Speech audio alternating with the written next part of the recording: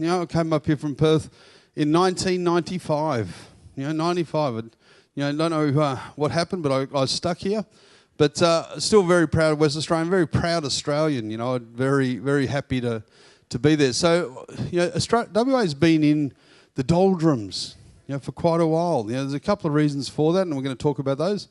But I thought I'd have a look and see why it's probably, equal with Queensland and my favourite place to invest right now. So some of the things that are happening there, what's going to be the thing that stimulates the market in WA? And the absolute single most dominant factor, GST. One of the things that's been going on in the political spectre in Australia for the last decade is poor old WA used to get about $1 per dollar of spending in WA. So this is GST collections. Now, to give you a quick history lesson on GST in Australia, GST is collected by the federal government, but is distributed in full to the state governments. It's the state government revenue. And what they do is they have a strange little formula that adjusts for things like royalties, activity, economic prowess, and it affects how much you get. So you can see Tasmania, it gets $1.60 for every dollar of GST it actually collects. So it gets more because it's a small place with limited economic activity and it needs to be subsidised. You can see WA used to get $1, but over the last little while, the formula had a glitch.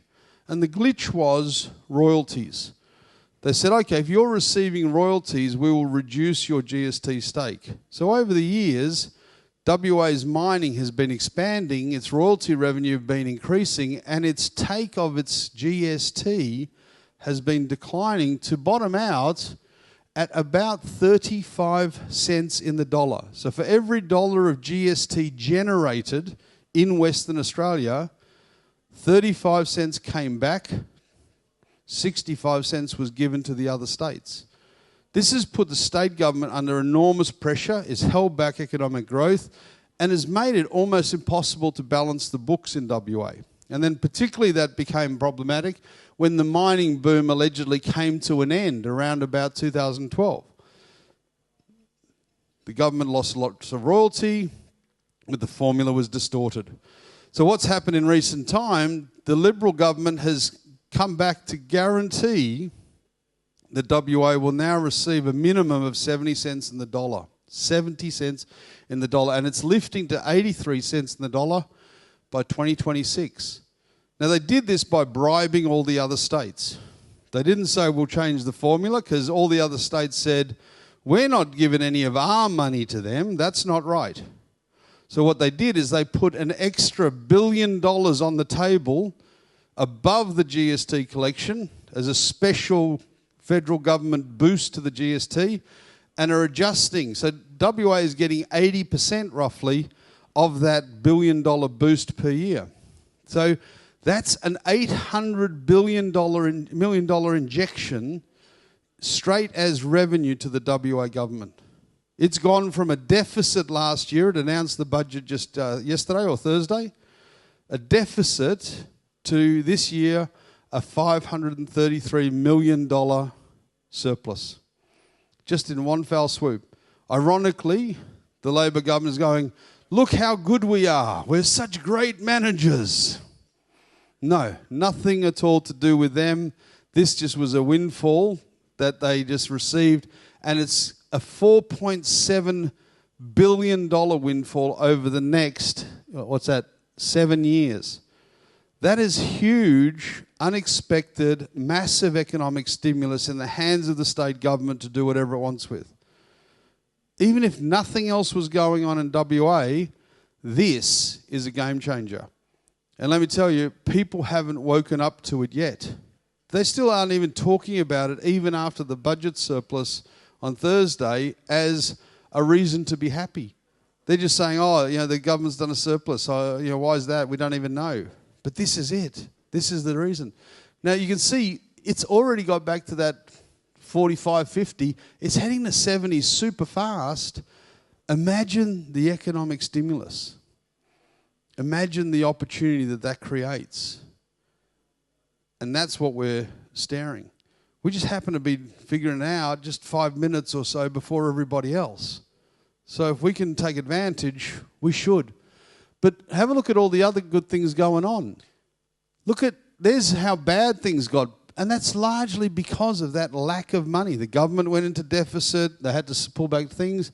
1.8 decline there. But look how quickly it's bounced back up. And now it's going to go towards above federal average growth straight away. And you can see it's all export driven. This is all that mining royalty going out, which was the culprit in reducing the GST.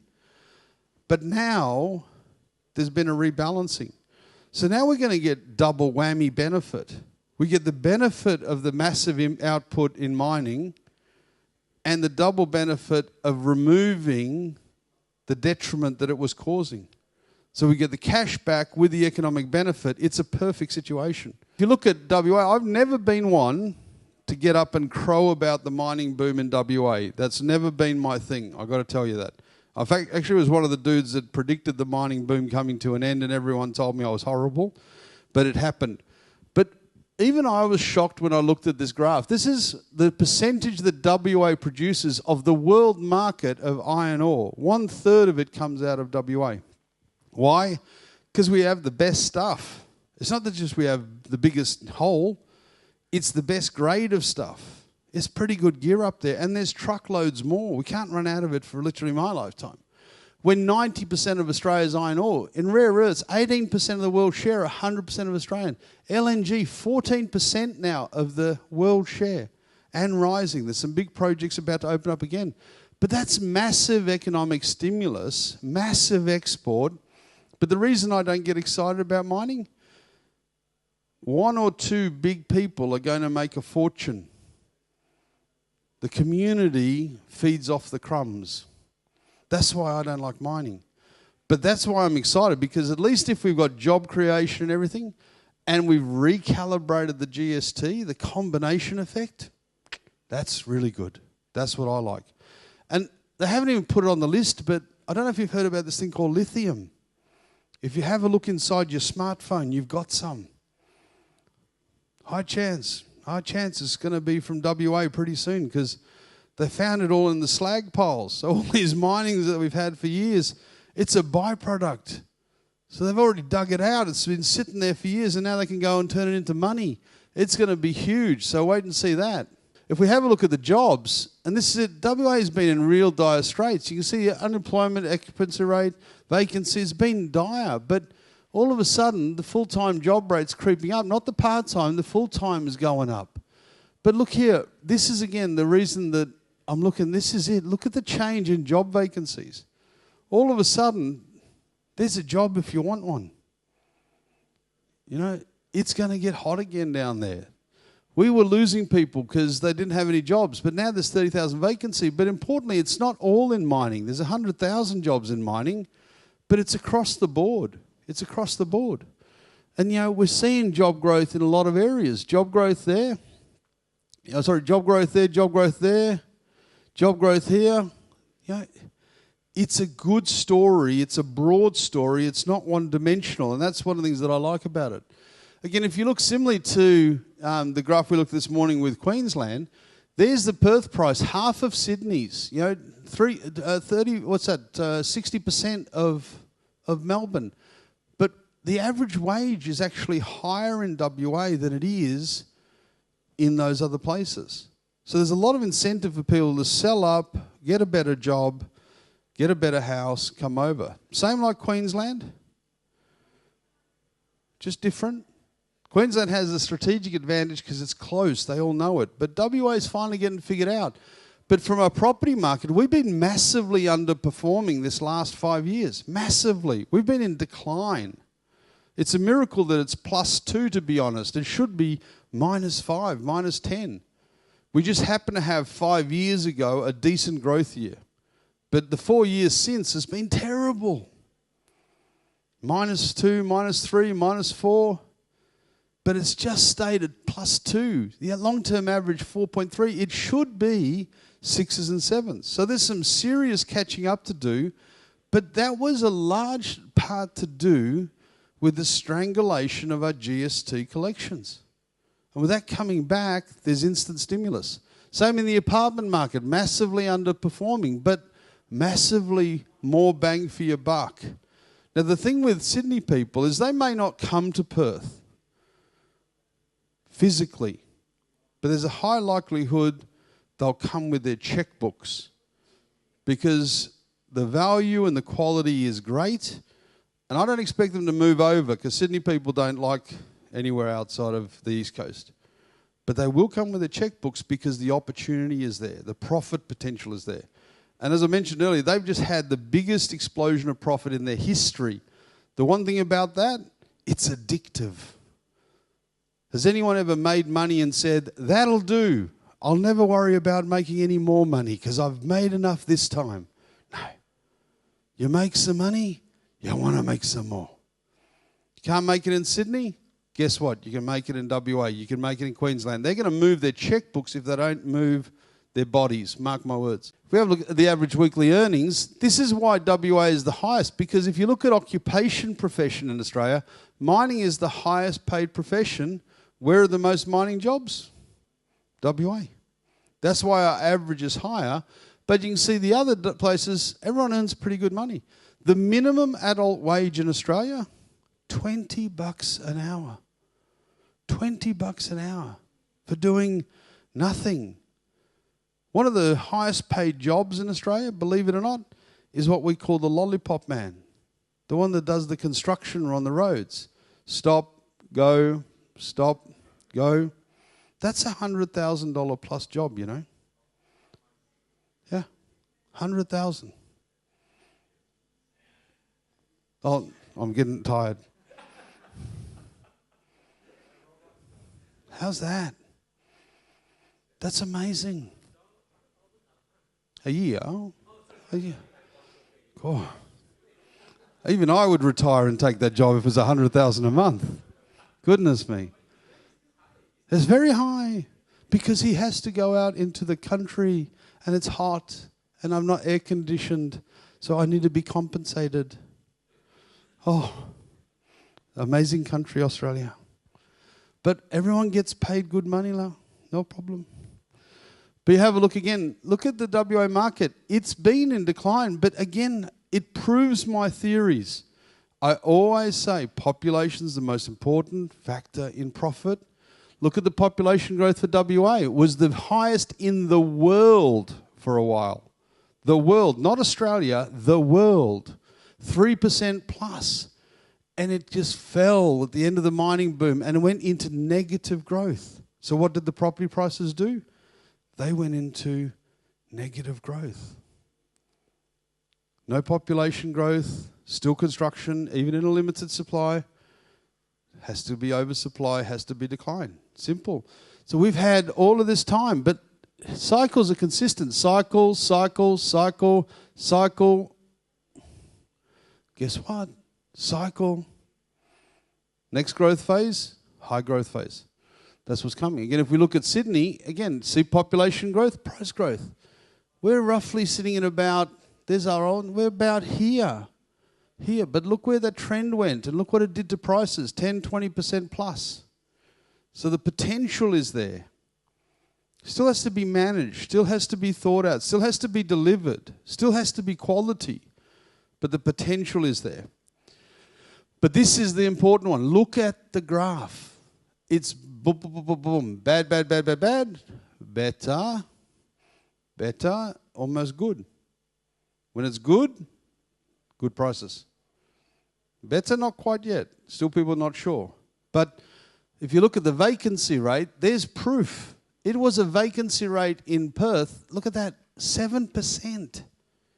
7%. That's what that low population growth, negative population growth did. We had too much supply. We went into a record high vacancy rate for the whole of Australia. But look, in just 1 year, down at 3%.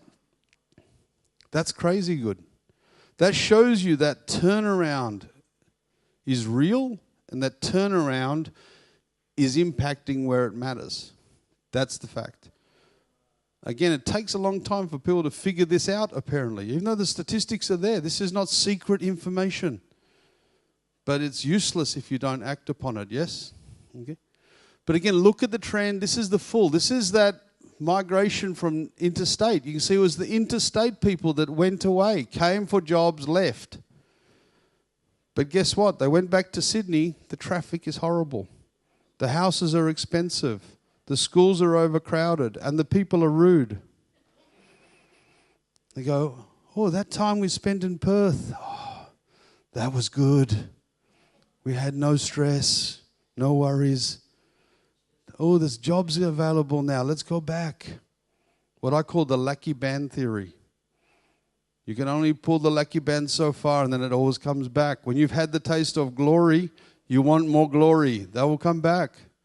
Perth Glory is our football team in Perth. Is about to win the national championship. Very good next week. But again, the trend line. Look at the reverse here. It's so obvious. It's so profound. But sometimes the obvious is missed. So this is why I'm so excited and bullish. If we look at the supply lag, though, we're still not building enough. Why? Because the developers have had trouble selling. Because no one wants to buy in a declining market. So cannot sell, cannot build, no supply. And this is what happens. It takes a while for everyone to figure it out. And even if they figured it out today, it'll take them 3 years to get planning permission to build it. So even if they go, oh, Steve, you're right, we see it now, let's go. It's years before they can catch up.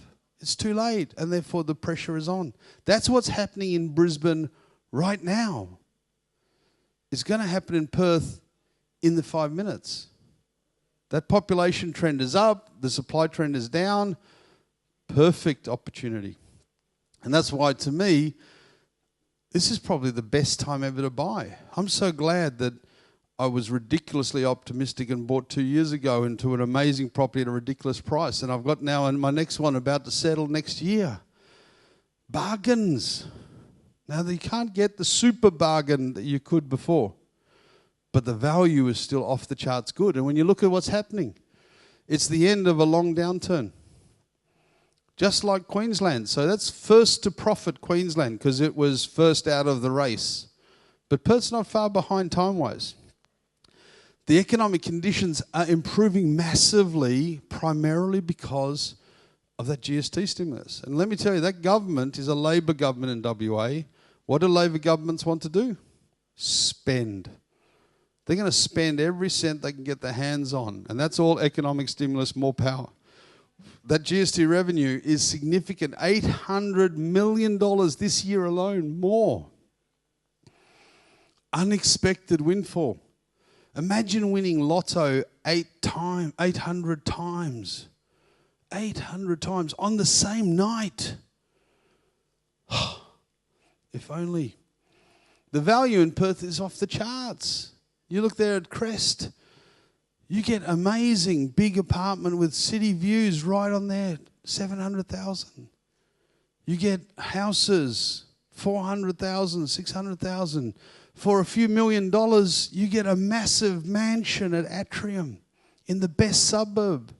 Crazy. And most people have always said to me about Perth, it's so boring, La. And it is. We like it boring. It's how we've designed it. But it's becoming less boring because there's now 2 million people. The thing you've got to remember in Australia, and particularly in Perth, everyone entertains at home. In Singapore, I go to the supermarket, I buy a steak, it's $50. I go to the restaurant, it's $60. I might as well go to the restaurant. In Australia, I go to the supermarket, I buy a steak, it's $10. I go to the restaurant, it's $60. Where am I going to eat? At home. That's why no one is out. You know, different here. But get friends there. Go to their barbecues. That's where the best restaurant is, at someone's house. Ring me up. Come over. You know, and this population growth turning around, that's the key. And I'm telling you, I will go to my grave telling the world that population growth is Australia's secret. This has proven it once again. Negative growth, negative prices. Positive growth, positive prices. We're seeing it in Queensland. We saw it in New South Wales. We saw it in Victoria. We're about to see it in WA. You can't make it up. It's just facts. And that supply lag boost just gives us safety and opportunity. So it's all pretty good. So all of these things make me excited about WA. And I'm not even telling you about the blue sky and the no traffic and the amazing rivers and the beaches that are just spectacular. We just take that also for granted. We give you all that for free. That's the one other best thing about like Sydney. You go to Sydney, so crowded. You know, you cannot go onto the waterfront because it belongs to someone. They come out and yell at you. Get away, move on. Private property. In Australia, in Perth, it's all public land. You can go to the best suburb, Dalkeith, and there's a beautiful grass on the riverbank with tables for you waiting. And when you turn up, there is no one else there. So you can have any table you want. And you can sit on the river in the most expensive suburb and get prawns from just around the corner and eat them and have crayfish, which is cheap, and eat it. And no one will come out and say, run, go, get away. No, stay, eat, be happy. That's the best part. But that's why I love it. But it's all good. Happy to take questions. I hope that gives you a little bit of insight into one of my favourite places. And, you know, again, the guys are there if you need to talk about some of the special stuff that's available in Perth. Any questions?